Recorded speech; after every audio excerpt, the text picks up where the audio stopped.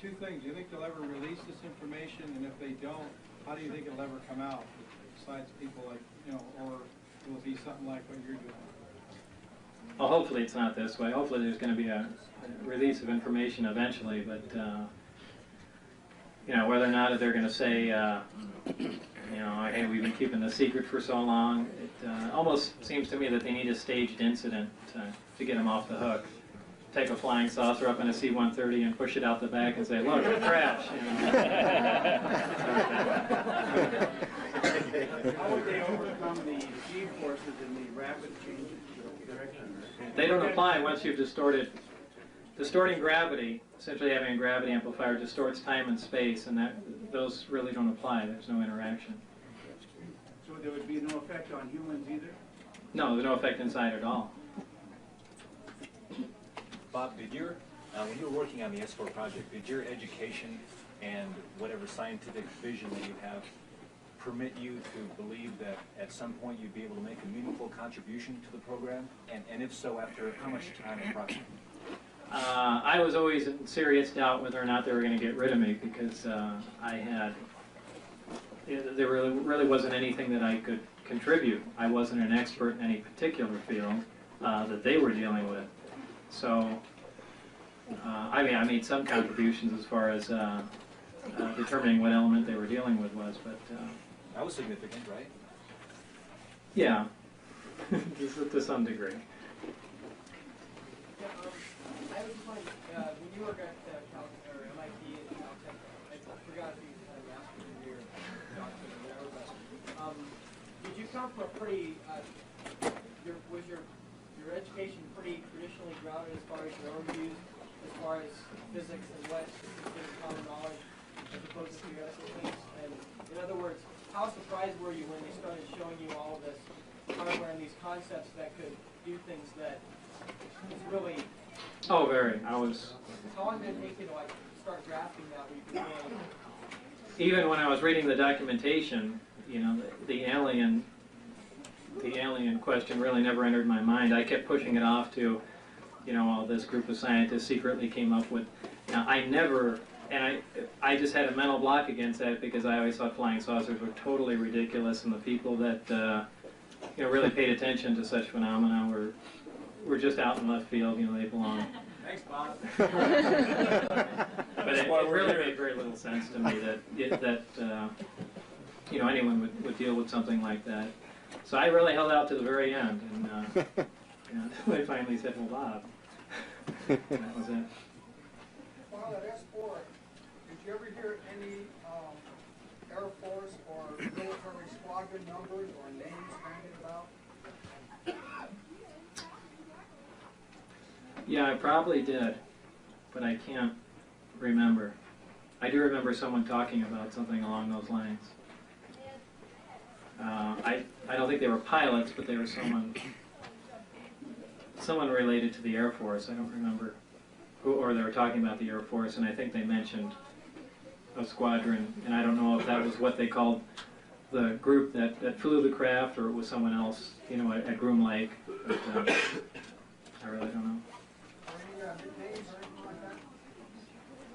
No, there really wasn't much, you know, idle banter going on. As far as like the gravitational field with these crafts and so forth, if you were to amplify it enough, could you enlarge the area that you wanted to take it? In other words, could you move more than just the craft itself, say two craft under the same power source and so forth? Or have you even ever considered something like that as feasible? Well, like a tractor beam? It's possible, as long as they were both essentially in the field that was being emitted. I really don't know what, you know, how the level of energy relates to the amount of mass that can be bent that way, or how the amount of space that can, those numbers I really don't have, so it's just a guess. Do you think it would be feasible? What kind of control Probably. systems? What kind of control or instrument systems do they have? I really don't know. That anything that I assume was control systems or instrumentation was up above, and I think that's where the navigation computation took place. And I dealt with only the power-hungry components, essentially. When you were at S4, was there ever either a period within a day or even a couple of days where you, at this point, don't remember what you were doing during that time? And was there ever a period of time that you're not able to account for? Yeah, I said that, and again, that's been taken and bent a lot of different ways too. There were times that I left, and it's because so much stuff I was exposed to, I was essentially drowned in information, and when I got back home, I really couldn't remember what day anything happened. But did I forget big chunks of knowledge? No, I just. No, were there like periods of days where you haven't recalled what happened during those days, or maybe you No. weren't able to recall? And second, you probably don't want to get into this, but I'd really appreciate if you would. When you were walking either by the hallway or down, by the door with the window in it, and you looked through, will you go into that and describe what you did see? I mean, even if you're not sure, just state it as exactly as it was. Well, this has to be taken in the right context too. First of all, being surrounded by the, flying saucers, knowing that the alien thing exists and all this technology. When I was walking down a hall to the, I don't remember where I was going anymore, but the different doors to the hangars are small 9-inch square windows with wire mesh running through them, and I looked in one as I walked by and was told to keep my head forward, and I saw the backs of two guys, and they were talking to a child, or I thought it was a small child, and of course when I told that to John, Larry said that was an alien. There's no doubt. And I don't know what it was. I don't know if it was a small guy, but it just looked weird, and it was a glance. So do I think it was an alien? No. Did you see the quote small guy? Did you see the small guy, or you only saw the two guys looking downward? No, I saw the small guy. You saw the small guy that they were talking to? Yeah. What did it? Well, it was just a glance. I have no idea. That's why I said, but believe me, if I had a rounded head and big eyes, I'd say, hey, there's an alien there. But I can't say that. But it was a small. It was something. Small person or someone they were talking to. See, I don't think anyone could bring their kids down there, so I don't know. But for that matter, they could have been holding up. So you realize you're talking to a crowd that has had a lot of personal experience, a lot of these people. Right, but also look at it from a technical viewpoint, that it could be a model, a life-size model, and they were trying to see how the size relationship works in the seats and other parts of the craft, and what's accessible. So it doesn't necessarily mean that it was a living being. Thank you. Would you mind speaking at all about how this body of knowledge has affected you emotionally or maybe spiritually? Are you frightened by the implications of what all this means, or No. you've no doubt thought about the overall agenda? You've speculated, I'm sure, on your own. Yeah, but it's difficult to really, put a finger on it, since there's so little evidence to go on, and really 99% of the stuff that I hear, I really don't even come close to believing at all. And it's not just because I'm skeptical, it's because it's absolutely ridiculous.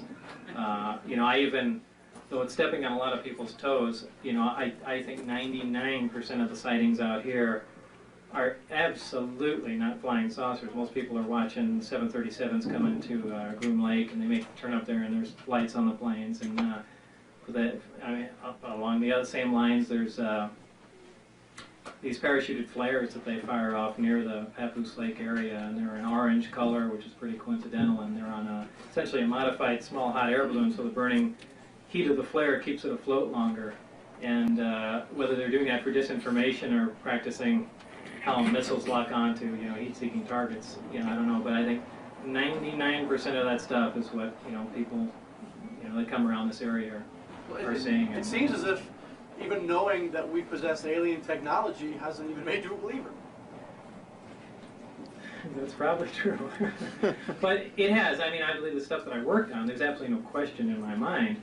But I think everyone can only go so far, and I just hate to speculate because I hate to be wrong. I don't want to say, well, they had to be given to us because we didn't shoot them down, and it's so I just stop right there. I think we forget sometimes you're a scientist.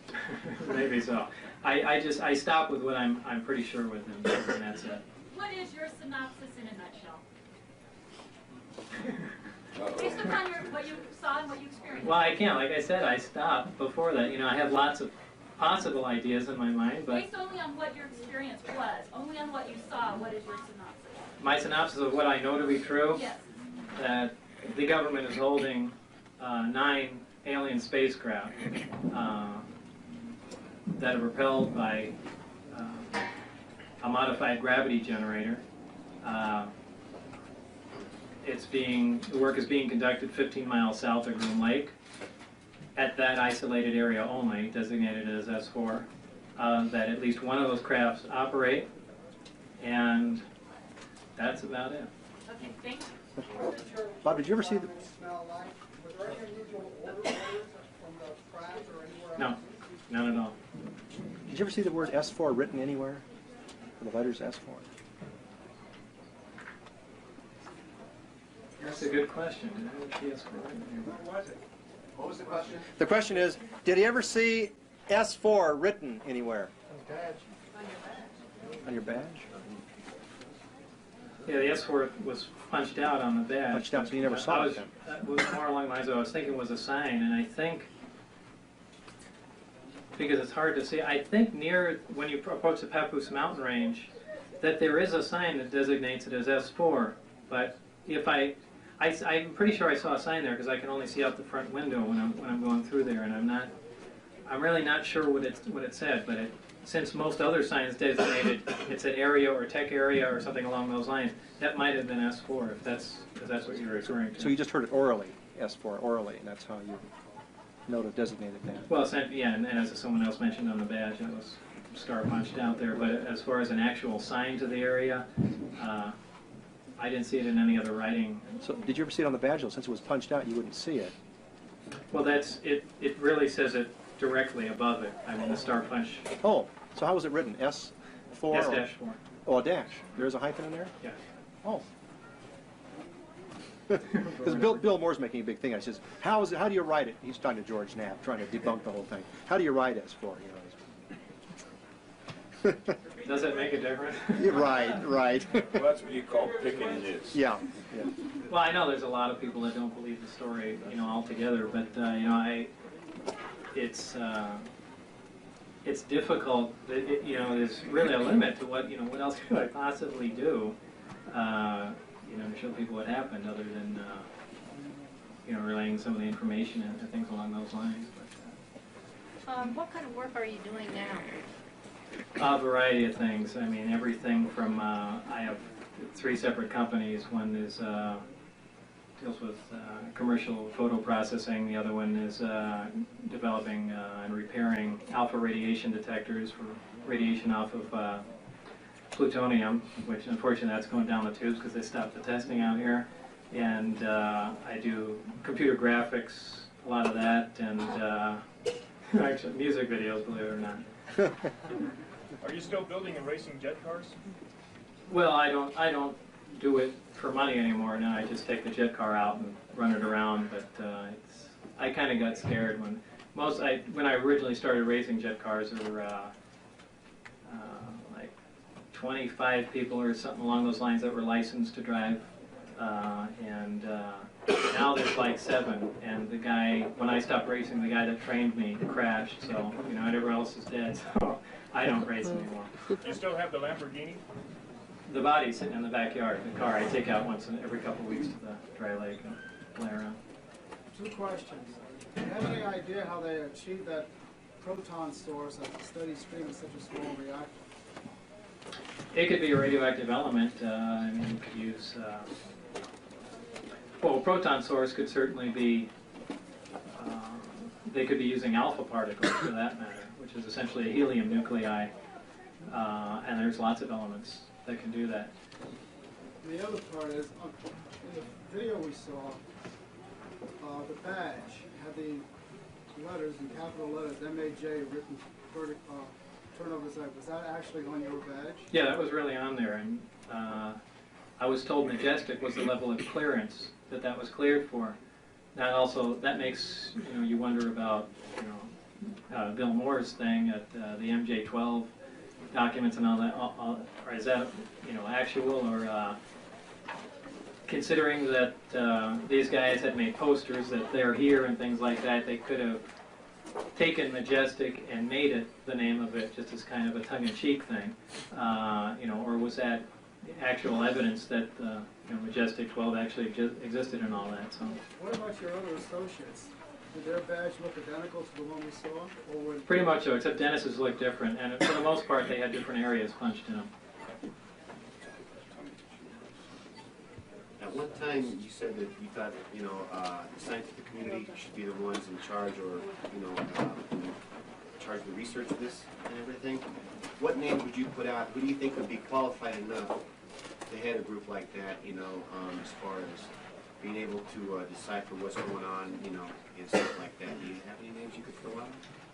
Yeah, they're friends, essentially, that I've worked with before, but I know what their expertise is As far as in. actual qualifications go and so forth like that, and do you think that the names you come up with, they get along well enough to be Well, able one to of them was Joe Benedetti, a guy that I worked with in Los Alamos, one of my colleagues, and I was trying to force his resume on them.